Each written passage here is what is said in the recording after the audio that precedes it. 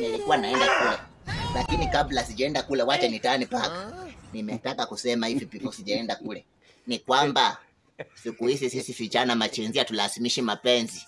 Kwa maana unaweza lazimisha mapenzi na kumbe is not your type, na sio ndiye atakaye kukusika. Sasa unaweza jiumiza moyo kwa sababu ya mtu ambaye hataki kukusika. Yaani kitu ambaye hujui ni kwamba mapenzi siku hizi ni vanity, without the money you cannot get it what you want it. Hapo nimeongea Kiingereza, mnipigieni tiki na mlike na mshare na mcomment. Simuona hata nimeongea Kiingereza na msubscribe. Tuonane. Kule ninakwenda ama ngoja kwanza. Alafu kuna kitu kingine nasikia na trend.